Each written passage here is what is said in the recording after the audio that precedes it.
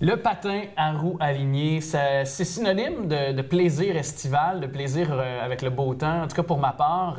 Et est-ce que tu es bonne en patin, premièrement, peu importe à la base? Mais j'allais dire que je suis pourrie. Mais en fait, je suis pas pourrie, c'est que je manque cruellement de pratique. Ah! Donc, peut-être que Mme Pierra Vernex du club VRL pourrait me donner des cours parce que vous, ça fait 30 ans, je pense, que vous en faites. Puis vous enseignez des rudiments également du patinage à roues alignées. Oui. Puis d'ailleurs, c'est ça, je sais que ça fait un peu partie du commun des mortels, mais patin à roulette, patin à roues alignées, il faut distinguer les deux, là. Vite, si on parle juste de la Fédération française de roller, comme les Français disent, ça regroupe 9 disciplines, que ce soit les roulettes genre roller derby, ou patin course, ou patin artistique, ou roulette, ou à roues alignées. 4 roues ou à roues alignées. D'ailleurs, vous avez des patins ici. Est-ce qu'on peut les voir à l'écran? Oui.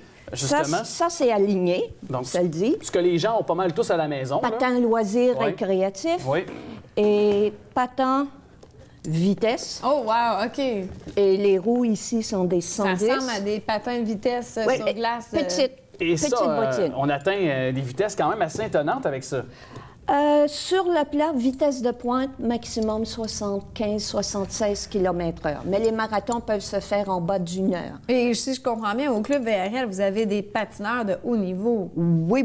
On a des patineurs de haut niveau, donc j'en viendrai plus tard là-dessus pour des noms. Oui, c'est ça. Mais par contre, là, si on regarde pour les techniques, justement, versus technique pour ce qui est de justement patin de vitesse et aussi patin à roue alignée, est-ce que c'est la même technique à roulette ou de manière récréative ou de manière... À la base, la technique est la même. À la base.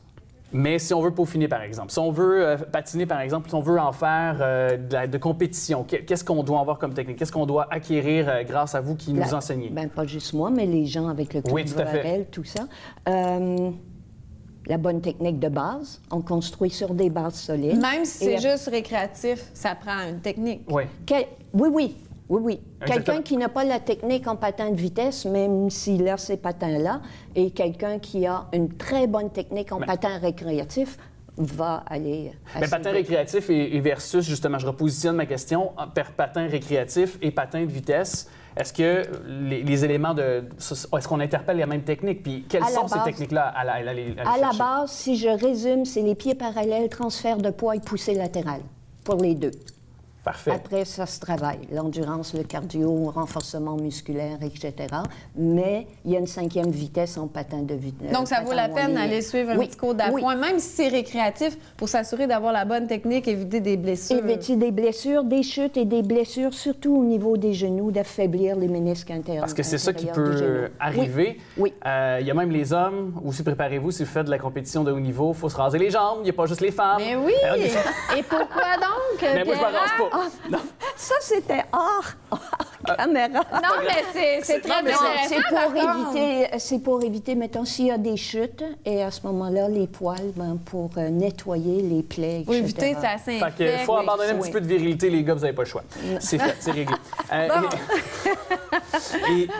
Parce que aussi, parlez-nous des compétitions également, parce que c'est vraiment intéressant, ces compétitions qu'on peut mener du côté de ce que vous proposez au Club VRL. Si vous pouvez nous en parler, parce que c'est mondial, mais local également. Puis il y aura bientôt, d'ailleurs, ici en Sol-la-Valois, le 28 avril, une Coupe VRL aussi. Oui. Bon, pour revenir au Club VRL, qui offre des cours avec les bonnes techniques pour éviter les blessures, tout ça, et avoir du plaisir et une progression constante.